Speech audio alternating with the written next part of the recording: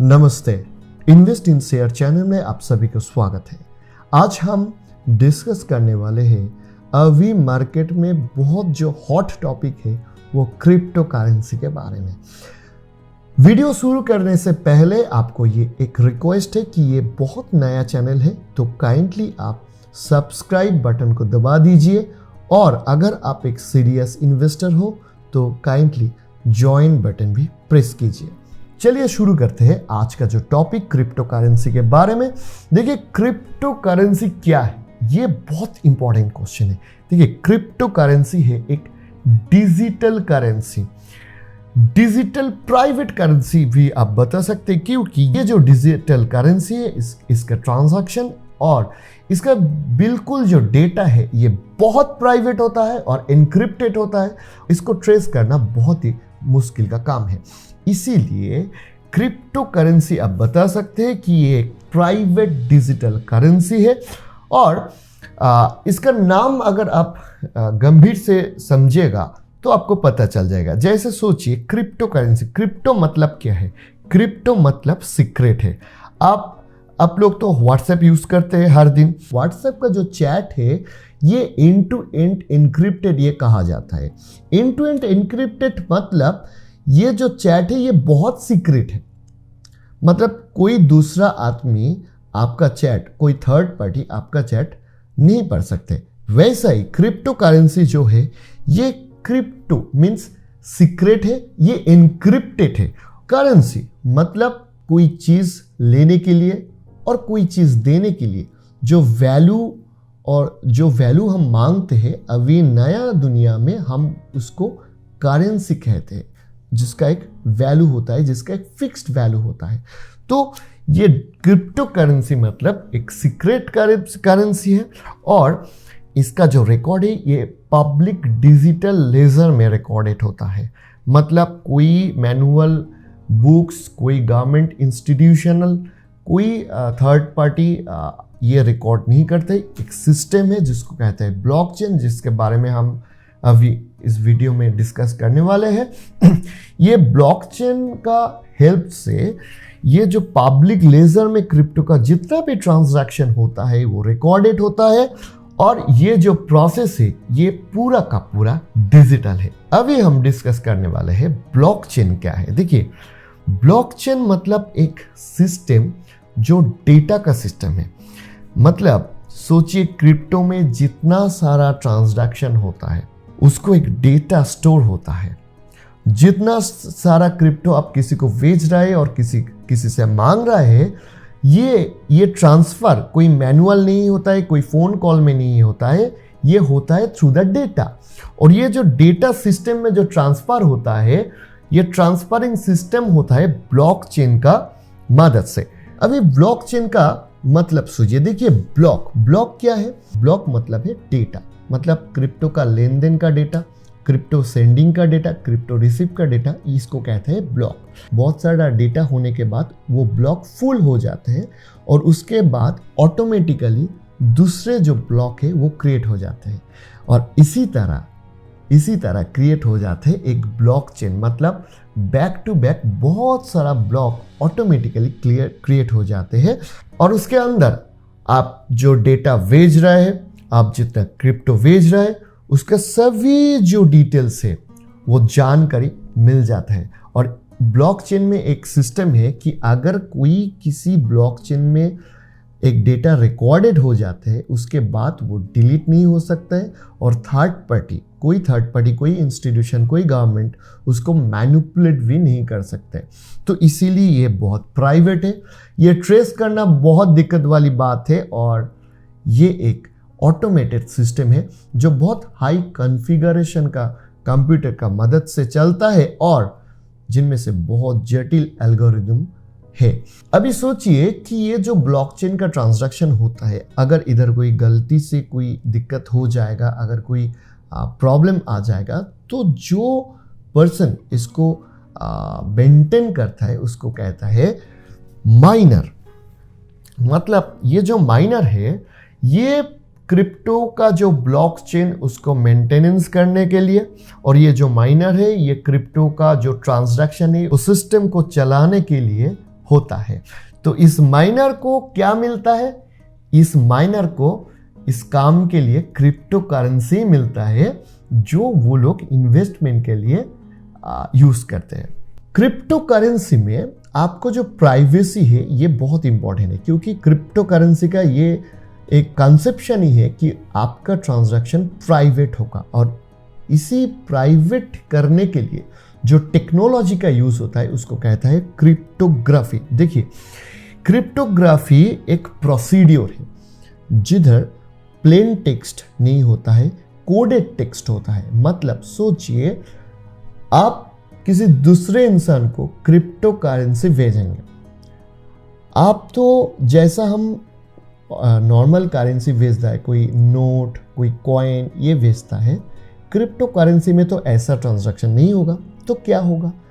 आप एक्चुअल में भेजेंगे एक ब्लॉक, मतलब एक डेटा, और वो डेटा क्या है? वो एक कोडेड टेक्स्ट है। ये कोडेड टेक्स्ट सिर्फ उसी को समझ में आएगा जिसको आप भेजना चाहते हैं, और ये टेक्नोलॉजी को कहता है क्रिप्टोग्राफी।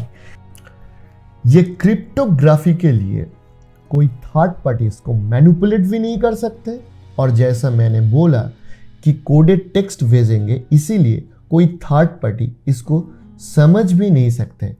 इसीलिए ये क्रिप्टो करेंसी का ट्रांजैक्शन बहुत ही प्राइवेट होता है। देखिए, अभी हम लोग ये डिस्कस कर रहे हो कि क्रिप्टो करेंसी आखिर है तो हुआ क्यों, और क्या सोच लेकर के इसको शुरुआत किया था। न्यूज़ में आपको सुनाई देगा ज़रूर कि अभी इन्फ्लेशन रेट बहुत हाई हो गया है, यूएसए में हो गया है, इंडिया में हो गया है, पूरा दुनिया में इन्फ्लेशन रेट बहुत हाई हो गया है। ये क्यों हुआ है? क्योंकि सरकार जो है वो ज़्यादातर नोट प्रिंट कर दिया पिछले 2-3 सालों में। क्यों किया? क्योंकि कोविड और कोरोना के लिए मार्केट जो है वो बहुत डाउन था, इसीलिए आम इंसान के हाथ में पैसा देने के लिए सरकार बहुत सारा मनी प्रिंट कर दिया, और इसका नतीजा आप क्या निकला?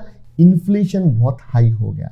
मतलब सोचिए, ये जो करेंसी, ये जो लेन देन है, इसका ऊपर आप और हमारा हर दिन का लाइफ डिपेंडेंट रहता है, और ये जो लाइफ है ये सरकार मैनिपुलेट कर सकता है उसका खुद का पॉलिसी के लिए, उसका खुद का वोट के लिए। लेकिन क्रिप्टो करेंसी का कंसेप्शन यही था कि ये करेंसी में कोई सरकार का कंट्रोल नहीं होगा, और इसीलिए सरकार इन्फ्लेशन, सरकार मार्केट, सरकार करेंसी का वैल्यूएशन, इसका ऊपर कंट्रोल नहीं कर सकते, और आम इंसान का लाइफ का ऊपर सरकार का कंट्रोल नहीं रहेगा। तो इसीलिए क्रिप्टो करेंसी का इंट्रोडक्शन हुआ, और इसीलिए क्रिप्टो करेंसी का सिस्टम भी ऐसा है जिधर सरकार का कोई हाथ नहीं है, सरकार का कोई कंट्रोल नहीं है, और आप sender to receiver direct crypto को भेज सकते हैं, आप खुद क्रिप्टो को ट्रांजैक्शन कर सकते, किसी से परमिशन नहीं लेकर भी।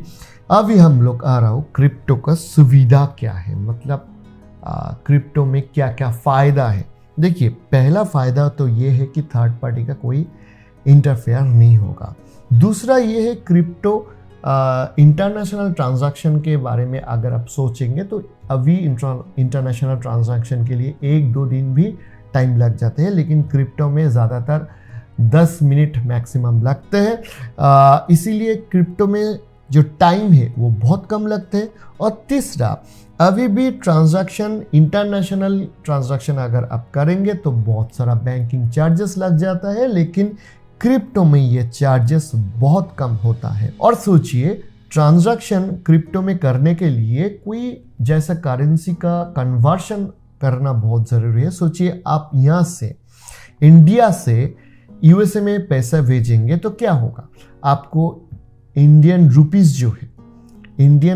जो है उसको यूएस डॉलर में पहले कन्वर्ट करना पड़ेगा, फिर ट्रांसफ़र करना पड़ेगा। लेकिन आप इंडिया से सोचिए 10 बिटकॉइन किसी को बेचना चाहते हैं यूएसए में, आपको कोई कन्वर्शन का ज़रूरत नहीं है, आप सीधा ही क्रिप्टो को डायरेक्टली भेज सकते हैं। तो ये 4 सुविधा है, लेकिन जो प्रॉब्लम है उसका लिस्ट बहुत बड़ा है। मैं 2-3 पॉइंट बहुत इंपॉर्टेंट है वो आपको बता रहा हूँ। नंबर 1, सरकार का कंट्रोल नहीं है, इसीलिए सरकार, हर देश का सरकार इसको डिस्करेज कर रहा है टैक्सेस दे रहा है और कंट्रोल करने के लिए कोशिश कर रहा है।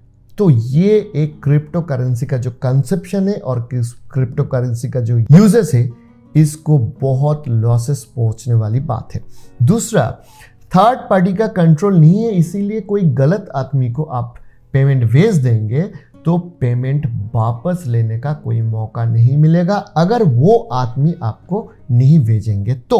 और तीसरा, जब जो बहुत अभी चल रहा है वो है अंडरवर्ल्ड का ट्रांजैक्शन, क्रिमिनल एक्टिविटीज का ट्रांजैक्शन क्रिप्टो करेंसी थ्रू होता है, क्योंकि क्रिप्टो करेंसी का प्राइवेसी इतना है, क्योंकि कौन रिसीव कर रहा है ये ट्रेस करना बहुत मुश्किल हो रहा है। इसीलिए अंडरवर्ल्ड और क्रिमिनल वर्ल्ड जो है क्रिप्टो करेंसी में मांग रहा है पैसा, क्योंकि वो खुद का जो आइडेंटिटी है उसको छुपाना चाहते हैं। आप जरूर सुनेगा, 1-2 साल पहले बहुत ज़्यादातर हो रहा था, वो है रैंसम वायरस। किसी भी कंप्यूटर में अगर रैंसम वायरस का अटैक हो जाते हैं तो हैकर जो होता था वो लोग क्रिप्टो करेंसी मतलब बिटकॉइन में पैसा मांग रहा था आपको कंप्यूटर से वायरस को निकलने के लिए। तो ये बहुत दिक्कत वाली बात है, इसके लिए टेक्नोलॉजी को अभी बहुत सारा अपग्रेडेशन करना पड़ेगा। अभी मैं एक नया पॉइंट में आ रहा हूँ, वो है क्रिप्टो करेंसी। ये जो क्रिप्टो करेंसी का वैल्यूएशन है ये कैसे होता है? देखिए, क्रिप्टो करेंसी का जो वैल्यूएशन है ना, ये सोचिए थोड़ा डिमांड के ऊपर डिपेंड होता है। और डिमांड कैसे क्रिएट होता है?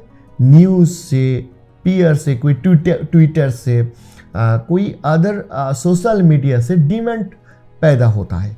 और ये जो डिमांड है, ये डिमांड जितना बढ़ेगा क्रिप्टो का वैल्यूएशन उतना ही बढ़ेगा, क्योंकि क्रिप्टो का जो टोटल क्वांटिटी होता है वो फिक्स्ड होता है। सोचिए कोई क्रिप्टो करेंसी है, उसका टोटल करेंसी है 10।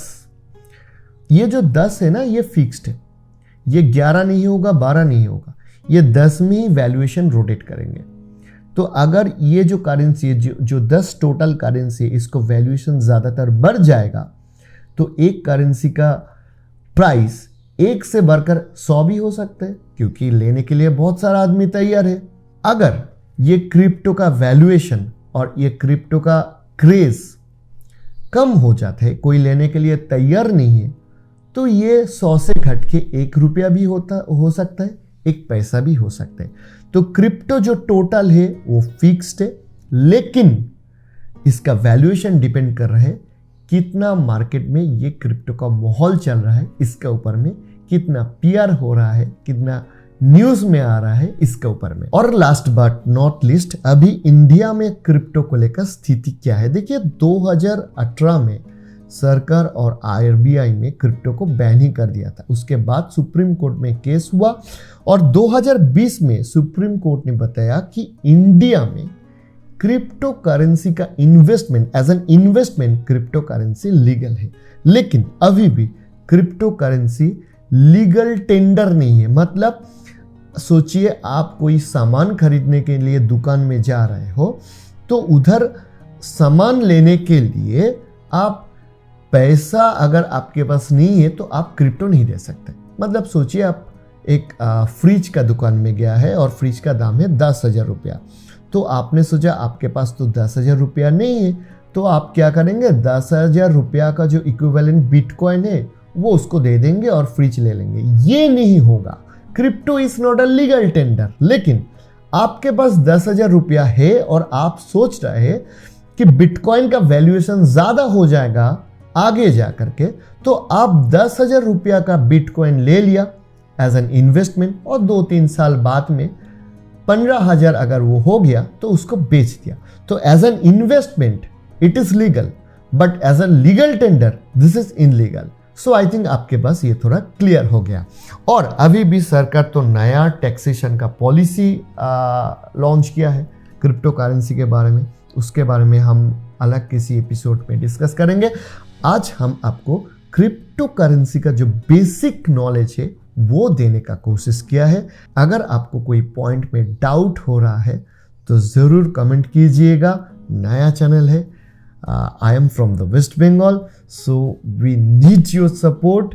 आप काइंडली सब्सक्राइब कीजिए। और अगर आपको ये लगता है कि हमारा इम्प्रूवमेंट का कोई पॉइंट है वो भी ज़रूर कमेंट में बता दीजिएगा। हम ज़रूर कोशिश करेंगे खुद को इम्प्रूव करने के लिए। आज के लिए इतना ही तक। नमस्ते, थैंक यू, गुड बाय।